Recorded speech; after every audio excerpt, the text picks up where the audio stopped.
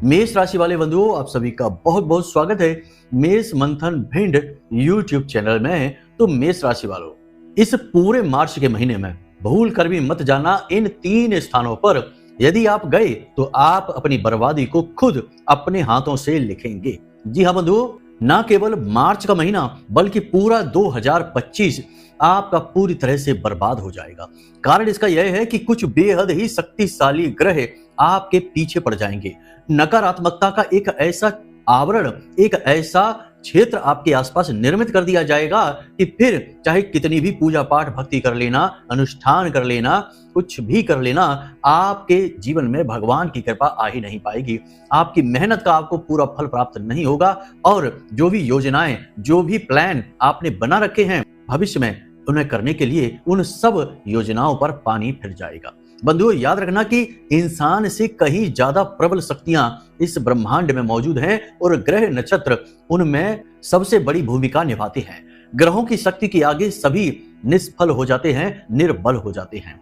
तो बंधुओं, बेहतर यह होता है कि ग्रहों की बदलती चाल का सही ज्ञान हासिल किया जाए, अनुमान सही लगाया जाए और उन्हीं के अनुसार जीवन में जरूरी परिवर्तन करते चले जाएं और साथ ही साथ कोई ऐसी भूल, कोई ऐसी गलती ना कर दें ताकि उसकी हमें कीमत चुकानी पड़े। कोई शक्तिशाली ग्रह नकारात्मक प्रभाव हमारे जीवन में देने लगे। पुराने जमाने में भी बड़े बड़े जो व्यापारी होते थे, धनाढ्य लोग होते थे, राजे महाराजे होते थे, वे अपने साथ एक प्रकांड विद्वान ज्योतिषी को जरूर रखा करते थे, हमेशा ही रखा करते थे। जीवन का कोई भी महत्वपूर्ण फैसला बिना ज्योतिषी की सलाह से लिया ही नहीं जाता था। ज्योतिषी उन्हें बताते थे कि इस समय ग्रहों की क्या स्थितियां चल रही हैं, क्या इस समय काल पर करना सही रहेगा और क्या नहीं।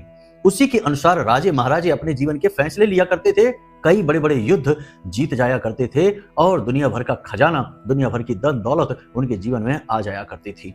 इतना सारा सुख और वैभव एक राजा भोगता था केवल ग्रह नक्षत्रों के अनुसार जीवन में कदम उठाने से, जरूरी कार्य करने से और गलतियां करने से बचने से। तो अब यही आपको करना है बंधुओं। क्या करना है यह जानना तो बेहद जरूरी है ही, लेकिन इससे भी कहीं ज्यादा जरूरी जानना यह है कि क्या नहीं करना है, क्योंकि असली नुकसान, असली घाटा, असली परेशानी, दुख, दर्द, तकलीफ तो वहीं छिपे हैं जहां हम गलती करने वाले हैं। बंधु, याद रखना कि किसी भी चीज को बनाने में कितना समय लगता है आप भी जानते हैं। एक व्यापार खड़ा करने में कितना समय लगता है, मकान बनवाने में कितना समय लगता है और सब चीजों को तबाह होने में कितना समय लगता है। जरा सा भूकंप आया और मकान तहस नहस हो जाता है। जरा सा गलत फैसला एक लिया और व्यापार में भयंकर घाटा हुआ और व्यापार तहस नहस हो गया। जीवन भर की मेहनत पानी में चली जाती है। तो बस बंधुओं, मिटने में समय नहीं लगता, इसलिए एक बुद्धिमान इंसान यह अच्छी तरह से जानता है कि उसे क्या नहीं करना है। तो बस इसी प्रकार हम आज के इस कार्यक्रम में आपका मार्गदर्शन करने आए हैं महामाई की कृपा से। आपको हम बताएंगे कि आपको इस पूरे मार्च के महीने में इन 3 स्थानों पर नहीं जाना है, लेकिन इतना ही काफी नहीं है। ग्रहों की बदलती चाल के अनुसार कौन से कार्य आपको करने हैं, पूरे मार्च के महीने की लिस्ट देंगे, आपको एक एक करके बताएंगे किस समय कौन से ग्रह का प्रबल प्रभाव है आपके जीवन में और उस समय क्या करना है, क्या नहीं करना है। छोटे उपाय से लेके जीवन शैली तक, आदतों तक सब कुछ आपको बताएंगे। इतना बेहतरीन और विस्तृत ज्ञान आपको पूरे YouTube पर कहीं नहीं मिलेगा, हम आपको गारंटी के साथ कहते हैं। तो बस बंधुओं, तैयार हो जाइए, अंत तक कार्यक्रम को देखिए और श्रेष्ठ ज्ञान का खजाना आज अपने नाम पर लिख लीजिए। तो चलिए बंधुओं, कार्यक्रम को शुरू करते हैं। महामाई को याद करते हुए कमेंट बॉक्स में लिख डालिए, जय मां भद्रकाली कृपा करो। महामाई इतनी दयालु है कि आपके ऊपर निश्चित कृपा करेंगे, हमें पूर्ण विश्वास है। तो चलिए बंधुओं, अपने मूल विषय को शुरू करते हैं। अब ध्यान से सुनिए। कुंडली का आकलन जरूर कराना चाहिए, क्योंकि अगर आप खूब मेहनत करने के बाद भी यदि कामयाबी हासिल नहीं कर पा रहे हैं तो कहीं ना कहीं कुंडली में कोई दोष है, कोई नकारात्मक ग्रह योग है। उसका जब तक निराकरण नहीं होगा, उससे छुटकारा प्राप्त नहीं होगा, तब तक आपको कामयाबी हासिल नहीं हो सकती। उपाय चाहे कितने ही करते रहिए। ठीक है, तो प्रेम से बोलो जय माई की। जय माई की गुरुजी। इस समय आपकी कुंडली में 2 बहुत ही शक्तिशाली योग बने हुए हैं। कौन से हैं वे योग, ध्यान से समझिए। हमने पिछले कार्यक्रमों में भी इसके विषय में आपको बताया है। एक तो नारायण लक्ष्मी योग बना हुआ है जो बुध और शुक्र के मिलन से होता है, लेकिन इसके साथ राहु बैठे हुए हैं। तो जब भी कोई अच्छा कार्य जीवन में हो रहा होता है, तो वहीं पर यदि कोई नकारात्मक व्यक्ति आ जाए, काली जुबान वाला व्यक्ति आ जाए, तो लोग उससे डर डर के बात करते हैं कि कहीं ये कुछ ऐसा ना बोल दे कि हंसी खुशी का माहौल नकारात्मकता से भर जाए, दुख तकलीफ आ जाए और माहौल खराब हो जाए। तो ऐसे में ऐसे इंसान से डर डर के बात की जाती है, लोग ऐसे इंसान से जल्दी पीछा छुड़ाना चाहते हैं। ऐसी ही कुछ स्थिति बनी हुई है आपकी कुंडली में। नारायण लक्ष्मी योग बहुत ही खूबसूरत होता है, जीवन में बहुत कुछ देता है, ऐसा वातावरण जीवन में बनाता है कि जातक के जीवन में पैसा खिंच कर चला आता है। ऐसे ऐसे काम जातक करने लगता है कि खुद ब खुद पैसा उसकी ओर आता है चलकर। लेकिन यहाँ पर काली जुबान वाला राहु साथ में बैठा हुआ है, इससे आपको बच के रहना है। अब इस मार्च के महीने में आप किसी नई योजना को शुरू करेंगे, कुछ बड़ा प्लान आपने कर रखा है, उस पर आप काम करेंगे। यदि शुरू नहीं किया तो कम से कम आप प्लान तो मजबूती से बनाएंगे ही। आपने निकट भविष्य में बिजनेस के बारे में, नौकरी के बारे में कुछ बड़ा सोच रखा है, कुछ बदलना चाहते हैं, आप अपने जीवन में नया कदम उठाना चाहते हैं। इस मार्च के महीने में श्रेष्ठ समय है। इसी के साथ साथ अपने कार्यस्थल पर भी आप कुछ विशेष बदलाव करना चाहते हैं, जीवन के बारे में कुछ बड़ा फैसला, कुछ विशेष आपने सोच रखा है, इस मार्च के महीने में आप वह करेंगे भी। पैसे की आपको जरूरत रहेगी तो आपको इस मार्च के महीने में पैसा मिलेगा। कोई भी कार्य करने के लिए, व्यापार बिजनेस हो या कोई भी काम करने के लिए बिजनेस से जुड़ा हुआ, आपको पैसे की जरूरत तो रहेगी ही। तो पैसा इस महीने में आपको मिलेगा, लोन मिल सकता है, किसी से सहायता मिल सकती है, धन का आगमन होगा। दूसरा, यहाँ पर हम आपको बता दें कि आपके सहयोगी भी आपके साथ होंगे। मतलब कि आप काम करना जब शुरू करेंगे तो लोग आपसे जुड़ना शुरू हो जाएंगे, आपके काम को सफल बनाने के लिए आपकी भरपूर सहायता करेंगे। जब वातावरण सकारात्मक होता है तो अपने आप नकारात्मक लोग भी मदद करने आ जाते हैं आगे बढ़कर। आश्चर्य करने वाली बात हो गई है कि कोई व्यक्ति जो शत्रु है वह किस प्रकार मदद कर सकता है, लेकिन ऐसा होता है। वातावरण यदि सकारात्मक है तो नकारात्मक से नकारात्मक स्थिति में भी सकारात्मक चीजें आपके जीवन में आ जाती हैं, नकारात्मकता हट जाती है। कहने का कुल मतलब यह है कि इस मार्च के महीने में आप कुछ बड़ा शुरू करेंगे, व्यापार करेंगे, काम करेंगे, पैसे की जरूरत होगी वह पूरी हो जाएगी, मदद आपको मिलेगी, जिससे आपको उम्मीद नहीं थी वहां से भी मदद मिलेगी, निर्बाध रूप से आपका कार्य होगा। आप एक नई उड़ान, एक नई आर्थिक मजबूती इस मार्च के महीने में प्राप्त कर जाएंगे। लेकिन समस्या एक ही है कि आप गलत फैसले भी ले सकते हैं, गलती भी कर सकते हैं, क्योंकि राहु देव ने बैठकर सारा गुड़ गोबर करने का विचार बना रखा है। तो अब आपको यहां पर सतर्क रहने की आवश्यकता है। दूसरा कि राहु से ठीक पहले शनि देव बैठे हुए हैं सूर्य देवता के साथ युति बनाकर। अब जब तक यह युति बनी है तब तक तो शनि देव शांत हैं, क्योंकि सूर्य देव के साथ होने की वजह से सौम्य हो जाएंगे। लेकिन जैसे ही यह युति टूटेगी सूर्य देवता की शनि देव के साथ में, शनि देव भी प्रबल हो जाएंगे और राहु की शक्ति कई गुना बढ़ जाएगी। यानी कि 14 मार्च तक आपको राहु से ज्यादा खतरा नहीं है, लेकिन 14 मार्च के बाद राहु से आपको बहुत अधिक खतरा है। 3 तरह से खतरा आपके पास आएगा। एक तो आपको पैसे की चोट, पैसे की हानि होगी, ये बात निश्चित है, लिख कर ले लीजिए। कोई लॉस हो जाएगा, कहीं कोई सामान आपका गुम हो जाएगा, कीमती चीज खो जाएगी आपकी, या आपका ही पैसा कहीं फंस जाएगा, अटक जाएगा। 14 तारीख के बाद की बात कर रहे हैं हम, उससे पहले की नहीं। दूसरा, आपके मान सम्मान पर भी हानि आएगी। राहु सूर्य देवता को भी ग्रहण लगा देते हैं और सूर्य देवता राहु के साथ बैठ जाएंगे 14 तारीख के बाद, यानी 14 तारीख को ही बैठेंगे, उसके बाद पूरे महीने बैठे रहेंगे। तो यहाँ पर आपके मान सम्मान पर, नौकरी करने वालों को बहुत कठिनाई आएगी। दूसरा यह कि आपको अपनी बात साबित करने में बहुत संघर्ष करना पड़ेगा। लोग आपकी बात समझेंगे नहीं, आपकी अच्छी भली बात का भी नकारात्मक मतलब निकालेंगे और आपको लांछन लग सकता है, आपके ऊपर कोई आरोप लग सकता है। कोई व्यक्ति ऐसा आ सकता है जो आपके ऊपर ऐसा आरोप लगाएगा, चाहे वह झूठा हो या सच्चा हो, लेकिन आपकी छवि वहां पर खराब हो जाएगी। तो इसके लिए सावधान रहने की आवश्यकता रहेगी आपको। मतलब कि 14 मार्च के बाद सावधानी अत्यंत आवश्यक है। तभी के लिए आपको ये सावधानी भी करनी है, यानी 3 स्थानों से आपको दूरी बनाकर रखनी है।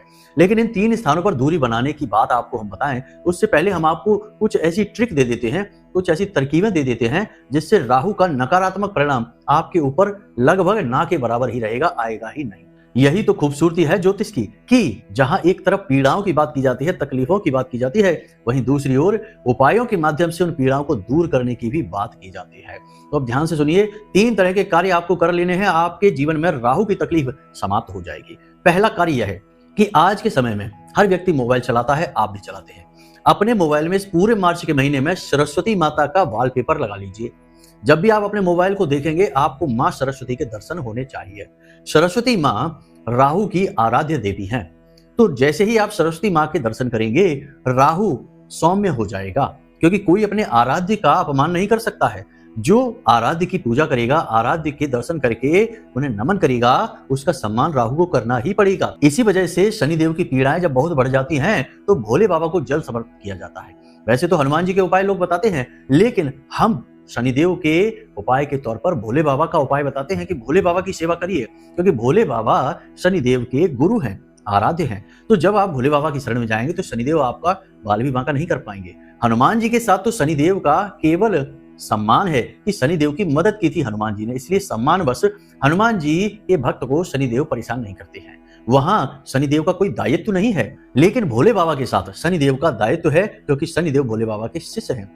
ठीक इसी प्रकार राहु की पीड़ा से परेशान व्यक्ति को सबसे पहला काम यही करना है कि उसे सरस्वती माता के दिन भर दर्शन करने हैं। दिन भर दर्शन कैसे कोई कर सकता है? मोबाइल में कर सकता है। पुराने जमाने में पर्स होते थे लोगों के पास, तो पर्स में तस्वीर लगवाई जाती थी।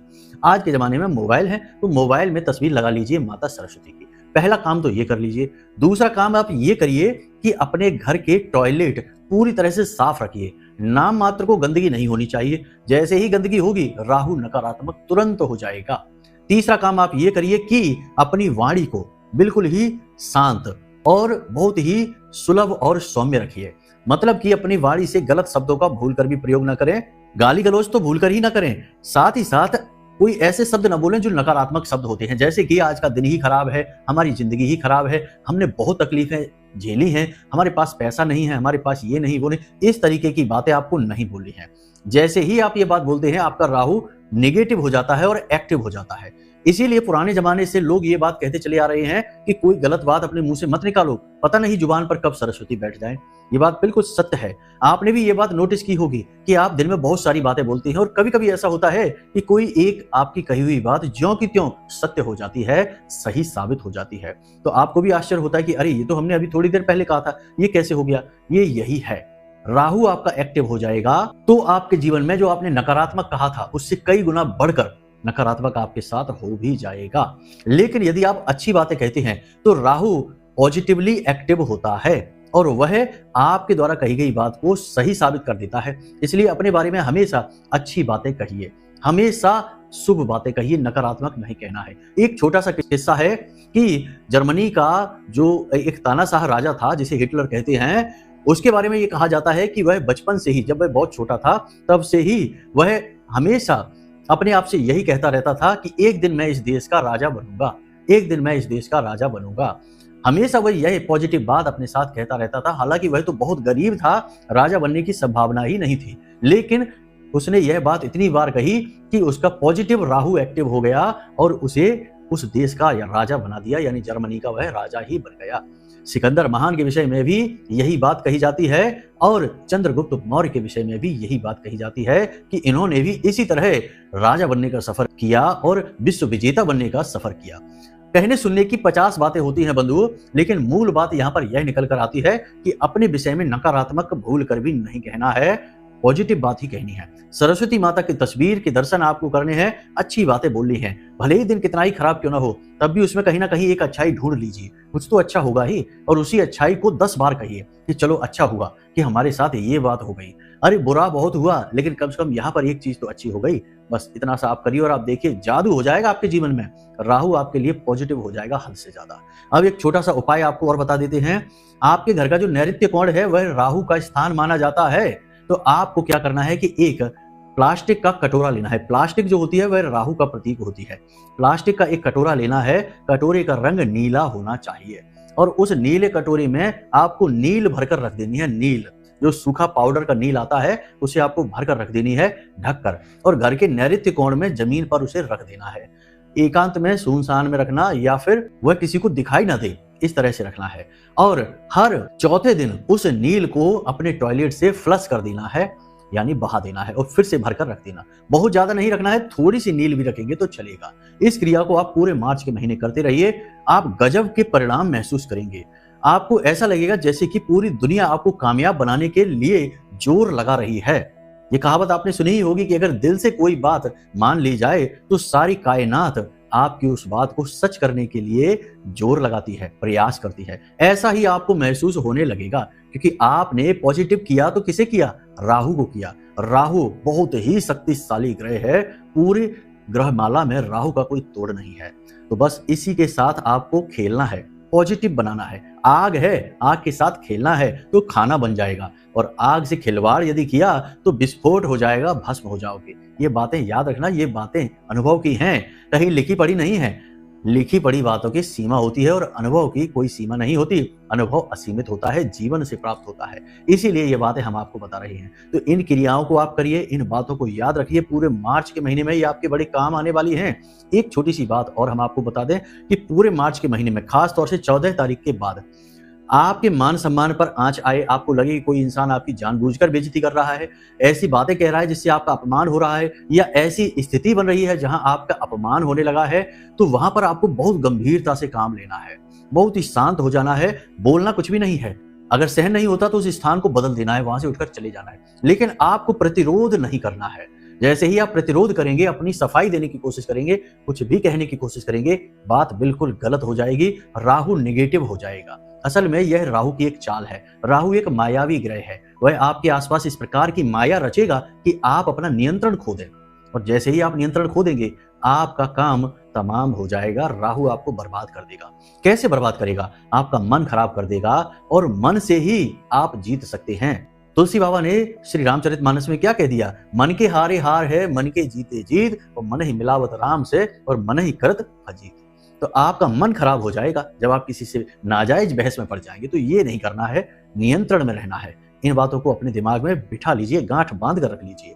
अब बताते हैं 3 स्थानों के विषय में। तो एक ऐसा स्थान जहां लोग जुआ खेल रहे हैं, सट्टेबाजी की बातें कर रहे हैं, चाहे वो गेमिंग ऐप हो, चाहे कुछ भी हो, कोई भी ऐसी स्थिति जहां पैसे लगाकर तुरंत से पैसे कमाने की बात की जा रही हो, वहां पर आपको भूल कर भी नहीं रहना है। वहां की एनर्जी नेगेटिव राहु की एनर्जी है। वहां पर आप रहेंगे, आपका दिमाग खराब हो जाएगा।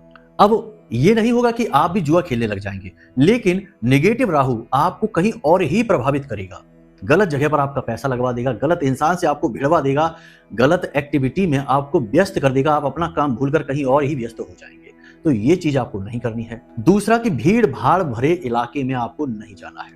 भीड़ भाड़ भरे इलाकों में राहु अति का सक्रिय होता है, इसीलिए भीड़ भाड़ भरे इलाकों में अक्सर हादसे हो जाया करते हैं। महाकुंभ की घटना तो आपको याद ही होगी। कितना पवित्र स्थल, कितना पवित्र स्थान और पवित्र कार्य, फिर भी वहां पर नेगेटिव राहु ने कैसा हड़कंप मचा कर रख दिया। कई बार तो आग लग गई और कई बार तमाम हादसे देखने को मिले, लेकिन सबसे बड़ा हादसा जो आपको पता ही है कि भगदड़ मच गई। तो ऐसा क्यों होता है? पवित्र से पवित्र स्थान पर भी जहां भीड़ बहुत हो जाती है, वहां राहु अपना काम कर ही देता है। तो आपको भीड़ भाड़ भरे इलाकों में नहीं जाना है। अब ये नहीं होगा कि आपके साथ हादसा हो जाएगा, आप कुचल जाएंगे, आपको चोट लग जाएगी, ये नहीं होगा। लेकिन राहु की नकारात्मक ऊर्जा आपके साथ चल देगी, और फिर आपका वह कहां नुकसान करेगी, आपकी किस कमजोरी पर हमला करेगी, यह तो वह राहु ही अच्छी तरह से जानता है। तो आपको कहीं ना कहीं बड़ी हानि का सामना करना ही पड़ेगा। तो ऐसी जगहों पर नहीं जाना है। अरे कोई बात नहीं है, दिन के दिन मंदिर ना जाइए, किसी अन्य दिन चले जाइए। देवता वही है, उसका प्रेम वही है, उसकी भक्ति वही है, आप भी वही हैं। कोई ज्यादा अंतर नहीं पड़ता है कि सोमवार के दिन ही भोले बाबा के दर्शन करने जाएंगे, बाकी सप्ताह भर नहीं जाएंगे। मंगलवार को ही हनुमान जी के दर्शन करने जाएंगे, बाकी सप्ताह भर नहीं जाएंगे। हम तो ये कहते हैं कि मंगलवार को ही ना जाओ, बाकी किसी भी दिन चले जाओ। हनुमान जी का उतना ही प्रेम मिलेगा, उतनी ही भक्ति मिलेगी, उतना ही लाड़ प्यार मिलेगा।